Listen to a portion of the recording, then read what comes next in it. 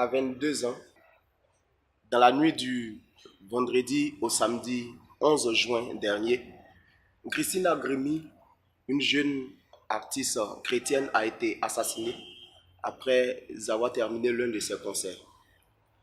Le 17 juin dernier, le Canada, l'un des pays encore a autorisé le droit légal aux médecins de pouvoir accorder la mort à certains patients, sous prétexte que les patients désormais qui avaient marre de la vie ou qui étaient fatigués de la vie pouvaient demander aux médecins de les aider à mourir.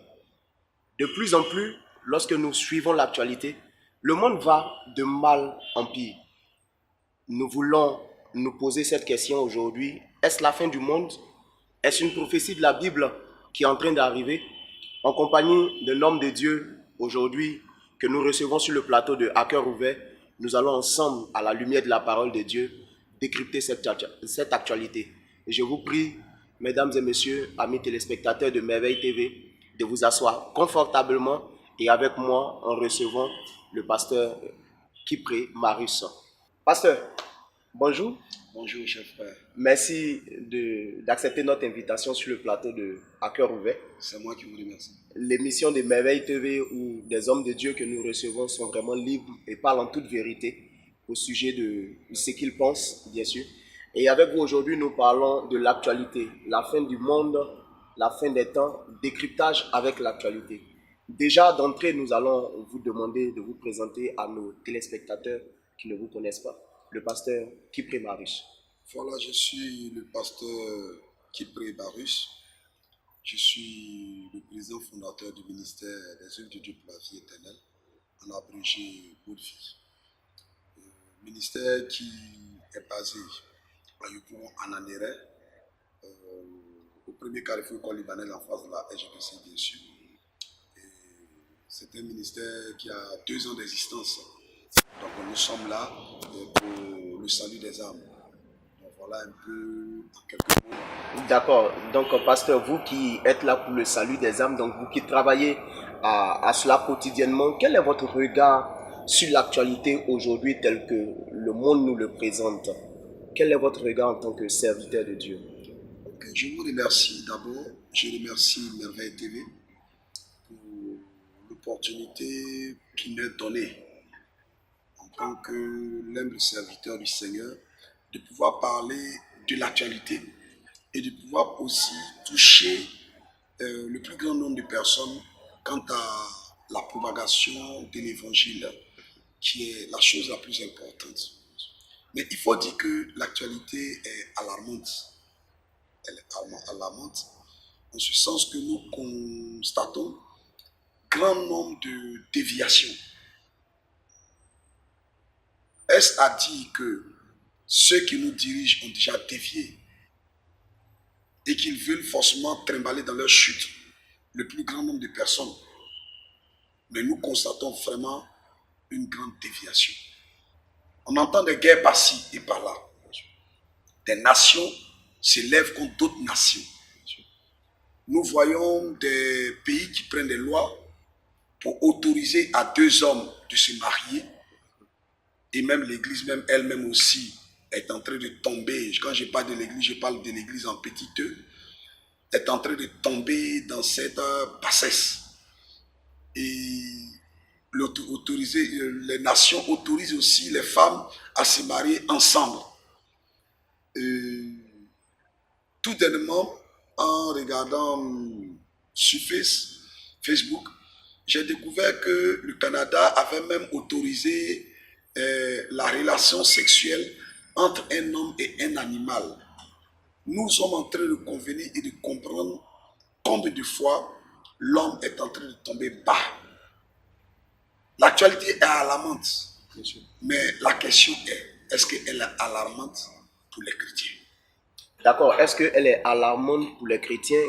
Est-ce que ce qui se passe aujourd'hui, c'est un fait déjà connu pour les chrétiens, donc pas alarmant pour eux, ou bien les chrétiens également sont en train de constater cette actualité dégringolante telle que vous la présentez? Est-ce que c'est une prophétie de Dieu? Est-ce que c'est une parole déjà annoncée? Est-ce que les chrétiens sont préparés à ça? Et quel est le rôle surtout que le chrétien doit avoir? Moi, je pense que nous devons rendre gloire à Dieu. Cela nous donne en réalité l'assurance que la parole de Dieu elle est vraie et véritable. Parce que ce sont des choses que le Seigneur Jésus a annoncées déjà. Est-ce qu'on a des passages dans la Bible qui en parlent réellement? Oui, si vous permettez. Oui, bien sûr. Voilà, nous allons prendre un peu, je vais prendre des notes. J'avais pris des notes. Lorsque nous prenons le livre de Matthieu 24, Okay. à partir du verset 14, par exemple, du verset 4 au verset 14, si vous permettez, je Oui, bien sûr, bien sûr. Nous sommes là pour ça, pour permettre aux téléspectateurs de comprendre, au regard de la parole de Dieu, évidemment, ce qui se passe aujourd'hui dans le monde. Voilà, Donc Matthieu 24. Matthieu 24, du verset 4 au verset 14. La Bible nous dit comme ça, Jésus leur répondit, prenez garde que personne ne vous séduise, car plusieurs viendront sous mon nom, disant, c'est moi qui suis le Christ, et ils séduiront beaucoup de gens. Vous entendrez parler de guerre, de bruit de guerre, gardez-vous d'être troublés. Ce mot est très important. Le Seigneur nous dit, gardez-vous d'être troublés. La personne qui est troublée, en vérité, c'est la personne qui n'est pas concernée par ces prophéties bibliques. C'est-à-dire, c'est lorsque quelque chose te surprend, lorsque quelque chose est effrayant ou bien effrayante, c'est en ce moment que tu es troublé, tu paniques en toi. Mais le Seigneur nous dit, gardez-vous d'être troublé. Car il faut que ces choses arrivent, mais ce ne sera pas encore la fin. Vous comprenez? Et nous allons plus loin dire, une nation s'élèvera contre une nation et un royaume contre un royaume. C'est ce que nous constatons. La Bible est en train de nous montrer que nous ne servons pas, nous n'adorons pas un Dieu qui est n'importe qui. La Bible nous dit que ce qu'il a dit arrivera et arrivera certainement. Est-ce que vous pensez que là, nous sommes en train de vivre les premières heures de la fin du monde? Ou bien nous ne pouvons pas encore parler de fin du monde? C'est trop tôt de parler de fin du monde. D'autres circonstances devraient d'abord arriver avant qu'on ne parle de fin du monde. Oui, je pense qu'on ne peut pas parler de fin du monde parce que la Bible dit, moi je parle à la lumière de la parole de Bien Dieu. sûr, bien parce sûr, que c'est elle qui est la lumière de tous les chrétiens. Bien sûr, pasteur. Et ceux qui ne la reconnaissent pas, ben, tant pis pour eux. Voilà, moi je pense que à la lumière de la parole, le Seigneur nous dit que ces choses arriveront, mais ce ne sera pas encore la fin. Ok. Ce sont des signes annonciateurs. Mais avant que la fin arrive, c'est pour ça qu'il nous dit, tu n'es pas être troublé. Avant que la fin arrive, il y a des choses qui vont arriver. Nous, chrétiens, nous qui sommes nés de Dieu, nous qui avons l'Esprit de Dieu, selon le livre de Romains 8, verset 9, nous ne verrons pas ces troubles qui vont venir après. Parce que avant que toutes les choses prennent fin, il aura l'enlèvement. Ok. L'enlèvement. Ça, c'est encore un très bon thème qui fera l'objet d'une autre émission.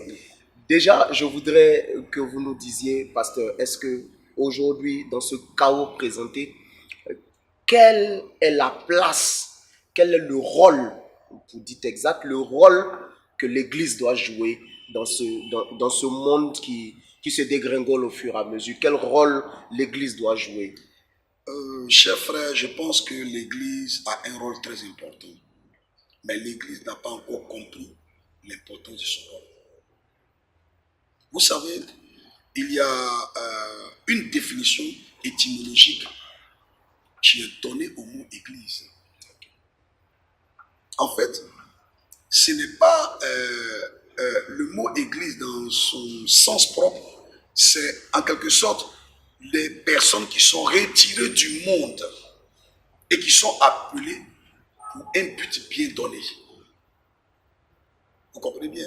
Donc l'Église ne doit pas s'émisser ou bien ne doit pas être phagocytée par les choses du monde. Elle est dans le monde, mais elle ne doit pas appartenir au monde. Et malheureusement, l'Église s'est laissée phagocyter par le monde. Et son rôle premier, c'est de montrer aux yeux du monde qu'elle n'est pas du monde et qu'elle a un objectif premier. En invitant les autres personnes qui n'ont pas encore rejoint l'appel, qui n'ont pas encore rejoint l'Église, à se ressaisir et à rejoindre l'Église. Parce que le monde va se détruire et il aura la fin de toutes choses, comme le dit 1 Pierre 4, du verset 7 au verset 8. Et la Bible nous demande d'être sobre. Bien sûr. Pasteur, pour vraiment être concret, l'Église a un rôle important à jouer, mais ce rôle-là se fait comment? Quelles sont les actions, les entreprises que l'Église, qui est le corps du Christ là, devrait poser pour qu'il y ait bien sûr cette connaissance révélée de la parole telle que vous dites? Parce que on ne sait pas si l'Église est au sommet des États, on ne sait pas si l'Église est au sommet des gouvernements. Pourtant, nous savons que ce genre de décisions sont inspirées généralement des personnes qui sont au sommet. Qu'est-ce que l'Église doit faire? L'Église doit réagir. Okay. Même si nous devons subir la conséquence et les affres de ceux qui gouvernent. L'Église doit réagir. Doit réagir. Au prix de subir les conséquences. De subir les conséquences. Elle réagit comment, pasteur? Elle décrit. L'Église doit, par exemple, tout dernièrement en Europe, où il y a la Fédération des Églises évangéliques, en France, les gens ont décidé que la famille, ce ne sera plus l'homme et la femme. Mais ce sera l'homme et l'homme, ou la femme et l'homme, et la femme et femme. Et que ces personnes qui sont perdues déjà peuvent même adopter des enfants. Mais attends, si vous mariez homme et homme, mais faites des enfants. N'est-ce pas? Donc l'Église devait déjà décrier cela. Ici en Côte d'Ivoire aussi, nous voyons la dépravation des jeunes gens qui se font appeler bruteurs. Des jeunes gens qui ont mis dans leur cœur la cupidité la plus extrême. Qui font des sacrifices humains. Qui volent. Qui trompent. Et ces gens-là sont adulés. Et l'Église ne dit rien. L'Église ne réagit pas. Mais c'est notre rôle de réagir et d'interpeller la société. Nous avons un rôle de conscientiseur de la société. Nous avons le rôle d'éduquer la société. Lorsqu'une personne vole et qu'elle est délinquante, cette personne-là, c'est nous qui l'éduquons et nous l'amenons à la raison. Donc l'Église doit décrier toutes ces choses. L'Église doit savoir dire non, au point même de subir les conséquences de tous ceux qui se disent entre guillemets, nous venons. Ok. Amis téléspectateurs, vous qui nous suivez, chers fidèles de Merveille TV, nous sommes en compagnie du pasteur Kipré Maris qui nous donne son point de vue au regard de la parole de Dieu face à l'actualité que nous connaissons en ce moment. Donc, pasteur, nous revenons à vous et il va falloir nous expliquer le concept d'église qui doit décrier. Pas simplement l'église, mais l'église qui doit décrier. Parce qu'il y a déjà quelques mois en arrière seulement, où une église a autorisé l'homosexualité en France.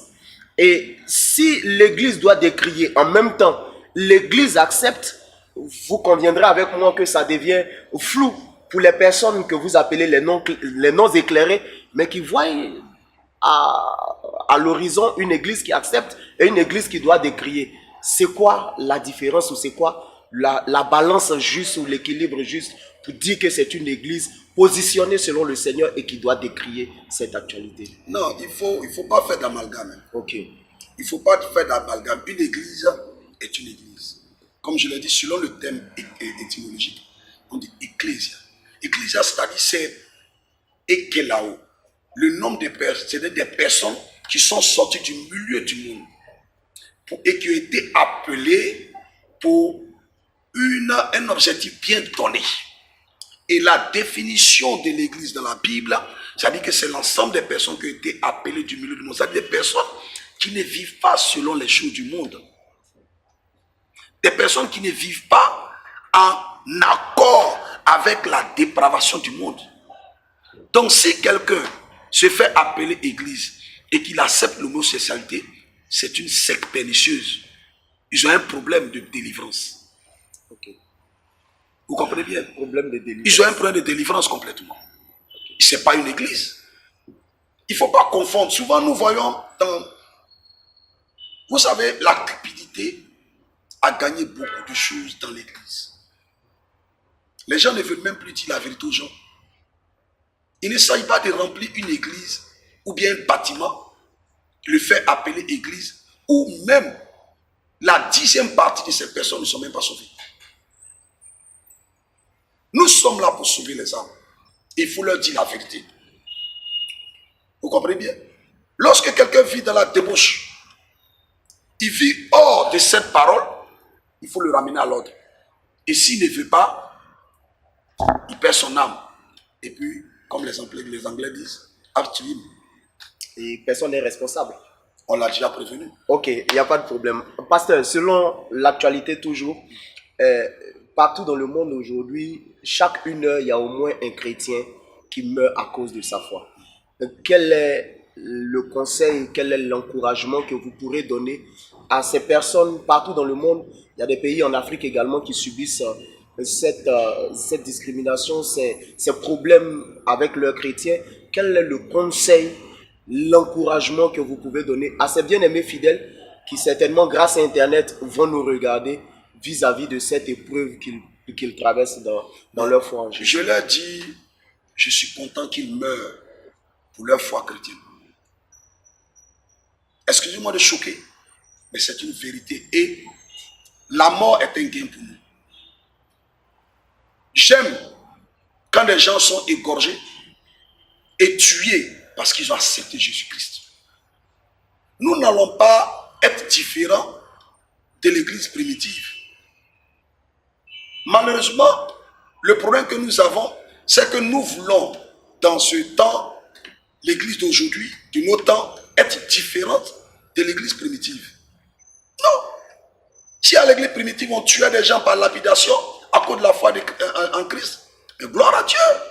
Nous devons être heureux de mourir pour la foi. Vous comprenez bien? Nous devons être heureux. Nous devons être heureux d'être emprisonnés pour la foi. Nous devons être heureux d'être dépouillés à cause de la foi. C'est écrit, nous aurons des tribulations.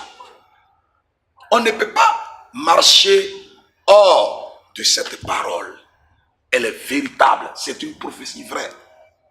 Si quelqu'un veut sortir de ça, il est mieux d'aller faire combien? Vous comprenez bien? Il est mieux d'aller faire combien? On ne peut pas sortir de là. Donc je leur dis, je les encourage à saisir encore leur foi et à persévérer et qu'ils meurent dans la foi parce que leur récompense sera grande. Qu'ils meurent dans la foi, leur récompense sera grande. C'est avec ces mots que nous allons nous retourner vers notre invité pour lui demander son mot de fin, son conseil, en même temps à tous ces jeunes qui partout dans le monde tentent d'avoir une foi aussi énorme, aussi grande, mais qui peut-être n'y parviennent pas, d'autres à cause des difficultés, d'autres par contre à cause d'engagements pas encore pris. Quel est le conseil, quel est l'appel que vous souhaitez lancer? Ce sera votre mot de fin. Je veux demander à la jeunesse ivoirienne en particulier et la jeunesse du monde en général. Je veux leur dire qu'il n'y a qu'un seul chemin qui mène à la vie et à la vie éternelle. Un seul chemin qui est la vérité, c'est Jésus-Christ, Fils de Dieu. Il est mort à la croix afin que nous soyons sauvés.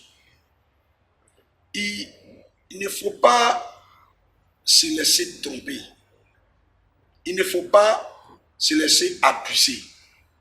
On peut avoir tout l'argent du monde. On peut avoir de grandes voitures. On peut avoir de grandes maisons. Mais cela n'est pas forcément synonyme de salut. Le salut, il prend sa source là. Dans une assurance certaine de ce que nous appartenons à Christ. Et que si la trompette sonne tout de suite, nous sommes avec lui. Qu'il persévère dans la foi. Qu'il soit sobre. Qu'il ne s'adonne pas et à la débauche. Parce que dans les églises, aujourd'hui, les gens peuvent s'élever, commettre la débauche. Dans certaines églises, les gens peuvent s'élever, tromper. Mais il suffit que la personne donne des millions et que ceci, on ferme les yeux dessus. Non, ne vous laissez pas tromper. Parce que le Seigneur viendra bientôt. J'ai parlé de l'enlèvement. Quand le moment sera venu et que le Seigneur trouvera que nous ne pourrons plus supporter les choses qui se passent dans le monde, il viendra nous enlever. Pour que le monde et ceux du monde payent le prix de leur désobéissance. Donc je les appelle à accepter Jésus comme leur sauveur personnel et unique sauveur. Il n'y a pas quelqu'un d'autre. Pasteur, voilà qui est bien dit. Nous allons vous permettre de fixer la caméra et d'adresser une prière au nom de l'Éternel, au nom de Jésus, à tous ces bien-aimés qui passent par ces moments. Je veux élever la voix, Père, pour l'opportunité que tu nous donnes à Merveille TV. Je veux élever la voix pour ce jeune homme, pour cette femme, pour cet homme qui est à la recherche de la vérité, mais qui ne sait où aller. Je veux te demander qu'en ce moment qu'il entend cette voix, qu'au nom de Jésus, son cœur soit touché et qu'il marche vers la lumière de la vie. Père, je veux aussi bénir ton nom pour tous ces frères qui sont dans des tribulations dans tous les pays islamiques, dans les pays où l'on les égorge. Je vais te demander de les fortifier et qu'au nom de Jésus-Christ, que ton église sorte du lot et que ton église vive à la gloire de ton nom. Merci pour tout ce que tu fais. Et béni soit ton nom pour cette télévision qui nous accueille. Béni soit ton nom pour toutes ces personnes qui la suivent. Et que au nom de Jésus-Christ, le plus grand nombre de personnes soit gagné pour ta cause. Je te remercie pour tout. Merci Seigneur. Amen. Amen. Amis téléspectateurs de Merveille TV, la Bible dit dans la seconde épître de Paul à Timothée que dans les derniers jours, il y aura des temps difficiles. Nous savons effectivement que aujourd'hui l'actualité est remplie de mots qui de plus en plus se présentent avec autant de difficultés pour l'Église et pour ceux qui sont les amis de la foi. Nous avons aujourd'hui en compagnie du pasteur Kipré Marius décrypter cette actualité au regard de la parole. Nous espérons que cette émission vous permettra d'être encouragé partout où vous êtes, d'être fortifié partout où vous êtes. Restez connectés et à bientôt pour une prochaine émission. Nous disons merci à toute l'équipe d'organisation, toute l'équipe de production et rendez-vous pour un prochain à cœur ouvert. Que Dieu vous bénisse.